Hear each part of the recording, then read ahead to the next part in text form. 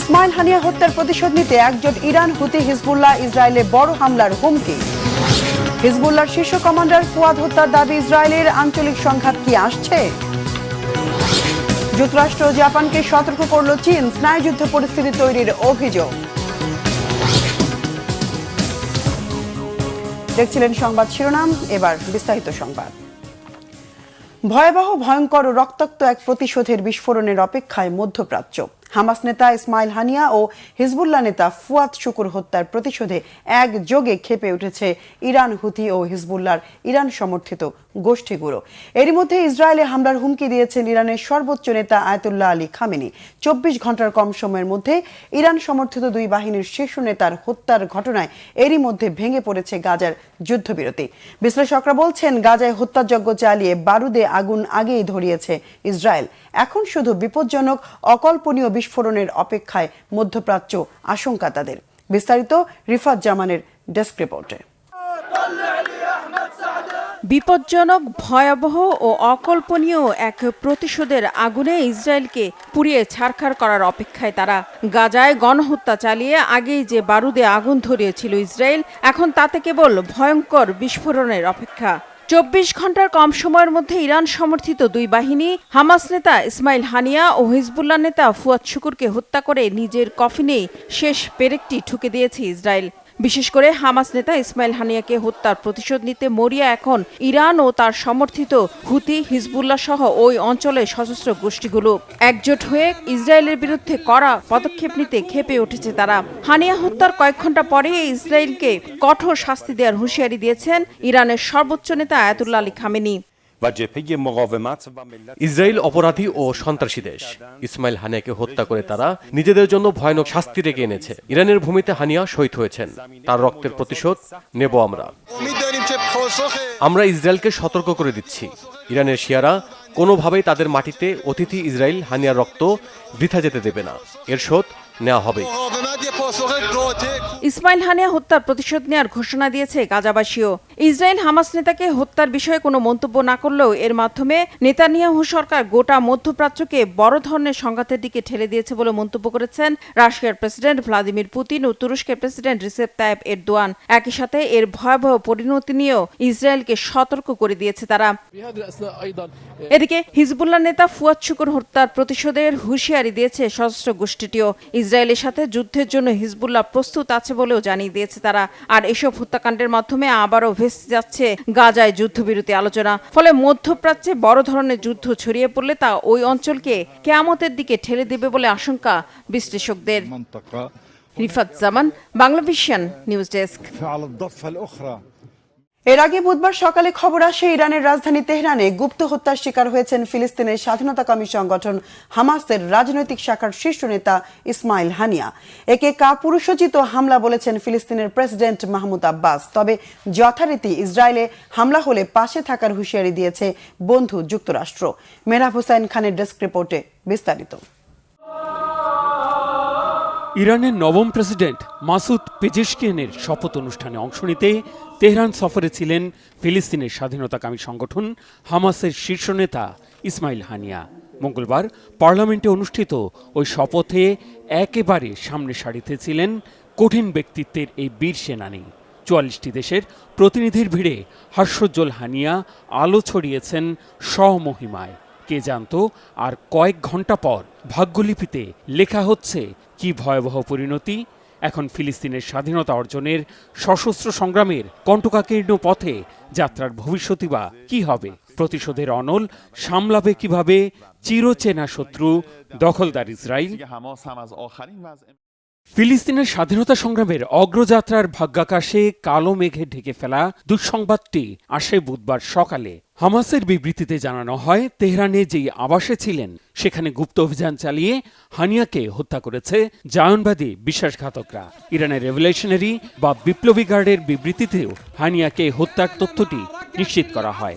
বলা হয়েছে, মঙ্গলবার দিবাগত রাত ২টার দিকে তেহরানের উত্তরে অবস্থিত অবসরপ্রাপ্ত সেনা সদস্যদের আবাসনে হানিয়ার অবস্থান লক্ষ্য করে চালানো হামলায় সাথে থাকা দেহরক্ষীও নিহত হয়েছেন। 2017 থেকে হামাসের রাজনৈতিক উইংয়ের নেতৃত্বে ছিলেন হানিয়া। কড়া ভাষণ দিলেও হামাসের সবচেয়ে মধ্যপন্থী আর সংযত চরিত্রের নেতা হিসেবে দেখা হতো তাকে।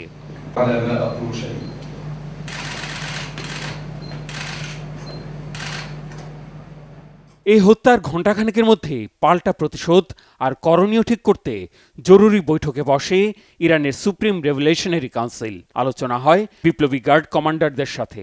পররাষ্ট্র মন্ত্রণালয়ের বিবৃতিতে জানানো হয়, হানিয়ার রক্ত বৃথা যাবে না। একে কাপুরুষোচিত হামলা বলেছেন ফিলিস্তিনের প্রেসিডেন্ট মাহমুদ আব্বাস। এই হত্যাকাণ্ড ইরানকেও শিক্ষা দেওয়ার অপচেষ্টা বলেছেন ইসলামিক জিহাদের সহকারী মহাসচিব জেনারেল মোহাম্মদ আল হিন্দি। রাশিয়ার পররাষ্ট্র দপ্তর বলেছে এটি অগ্রহণযোগ্য রাজনৈতিক হত্যাকাণ্ড। আর তুরস্কের পররাষ্ট্র দপ্তরের বিবৃতিতে বলা হয়েছে, এই হত্যাকাণ্ডের মাধ্যমে স্পষ্ট হলো এই অঞ্চলে শান্তি প্রতিষ্ঠার কোনো সদিচ্ছা নেই ইসরায়েলের। এমন পরিস্থিতিতে হামলা হলে ইসরায়েলের পাশে থাকার হুঁশিয়ারি দিয়েছে যুক্তরাষ্ট্র।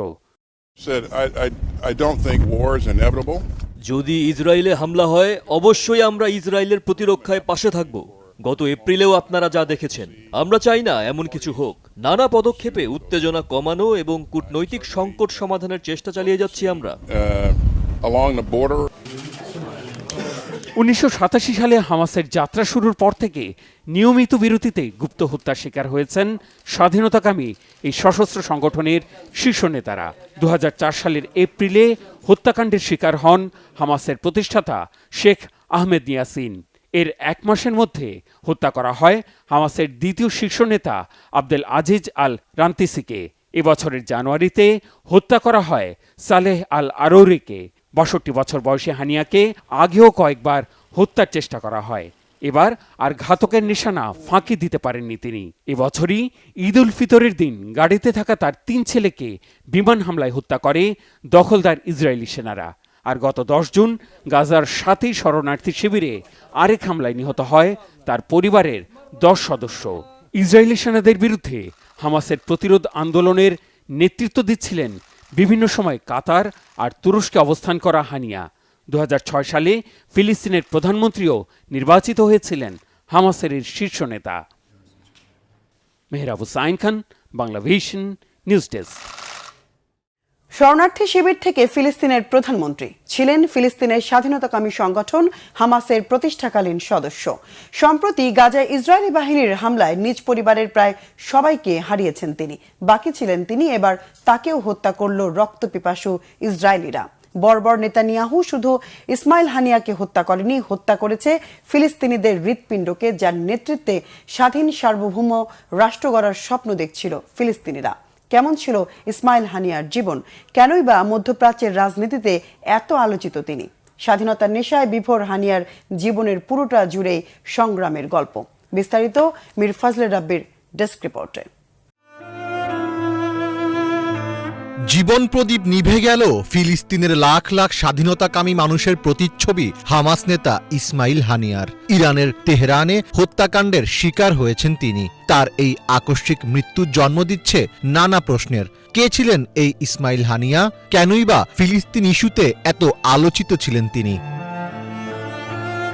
ইসমাইল হানিয়ার পুরো নাম ইসমাইল আব্দুস সালাম আহমেদ হানিয়া। 1963 সালে গাজা উপত্যকার আল শাতি শরণার্থী শিবিরেই তার জন্ম, সেখানেই বেড়ে ওঠা। ইসমাইল হানিয়ার ছেলেবেলা কেটেছে দুর্দশা ও সংগ্রামের মধ্য দিয়ে। 1981 সালে হানিয়া গাজার ইসলামী বিশ্ববিদ্যালয়ে ভর্তি হন এবং সেখানে তিনি আরবি সাহিত্যে অধ্যয়ন করেন। বিশ্ববিদ্যালয়ে পড়াকালীন ছাত্র রাজনীতিতে সক্রিয় হয়ে ওঠেন হানিয়া।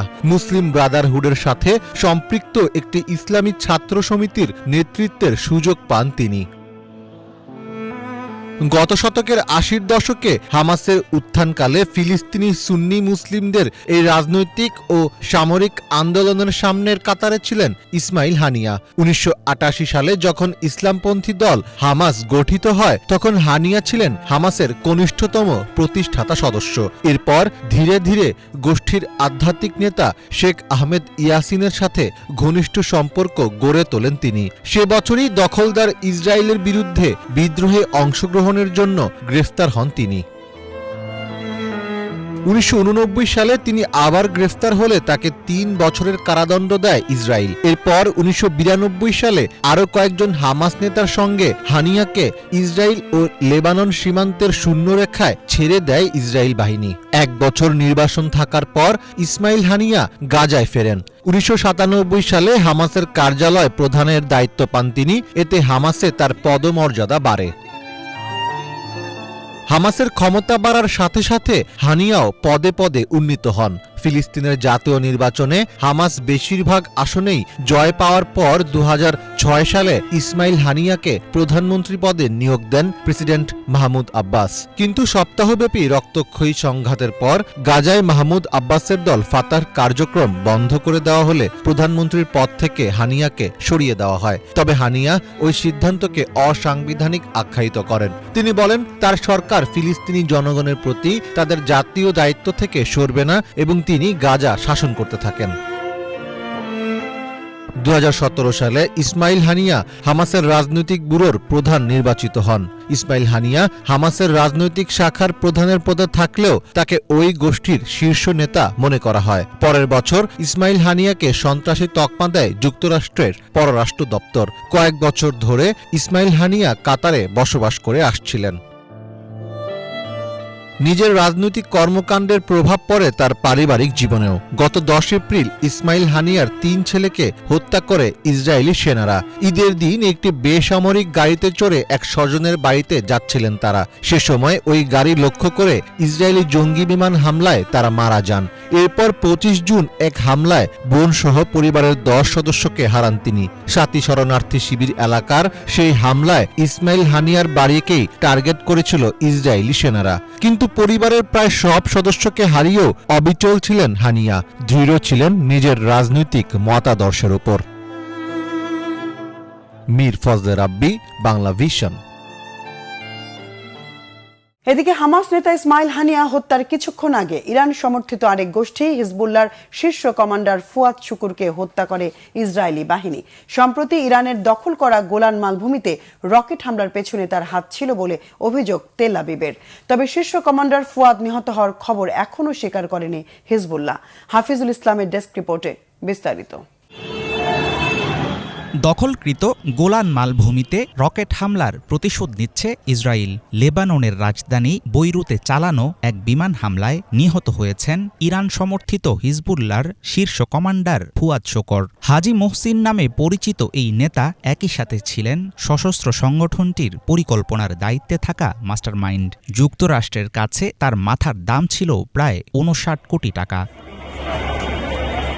30 জুলাই দক্ষিণ বৈরুতের শহরতলি হারেত রেইতে আক্রমণের উদ্দেশ্যই ছিল হিজবুল্লাহর সামরিক উপদেষ্টা মোহসিন শুকরকে হত্যা।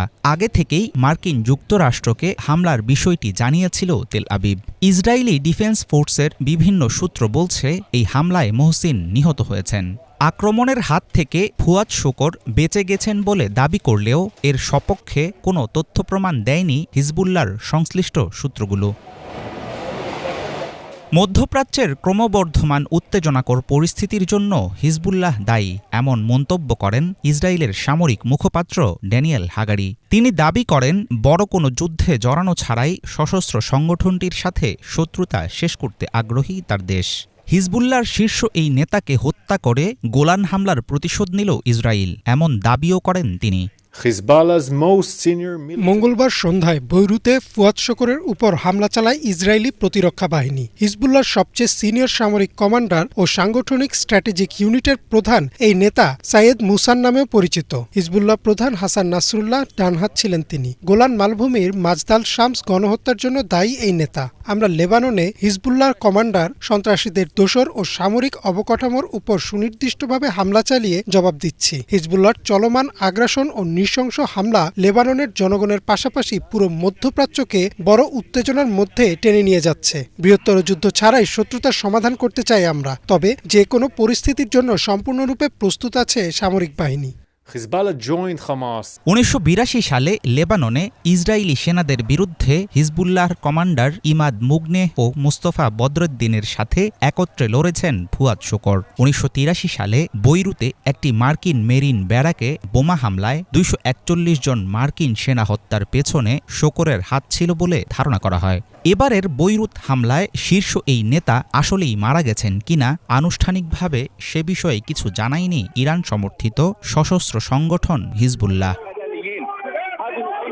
ফিলিস্তিনে নির্বিচার হামলার প্রতিবাদ ও গাজার প্রতিরোধ যোদ্ধাদের প্রতি সংহতি জানিয়ে গত 8 অক্টোবর থেকে ইসরায়েলের বিভিন্ন লক্ষ্যবস্তুতে হামলা চালিয়ে যাচ্ছে হিজবুল্লাহ। সম্প্রতি গোলান হামলার জবাবে বৈরুত আক্রমণের পর ধারণা করা হচ্ছে এখানেই থামতে চায় ইসরায়েলের প্রতিরক্ষা বাহিনী। কিন্তু শীর্ষ কমান্ডার নিহতের বিষয়ে নিশ্চিত হলে কিভাবে প্রতিশোধ নেবে হিজবুল্লাহ সেটার উপর অনেকাংশেই নির্ভর করছে এই অঞ্চলের ক্রমবর্ধমান উত্তেজনার ভবিষ্যৎ। হাফিজুল ইসলাম, বাংলা ভিশন।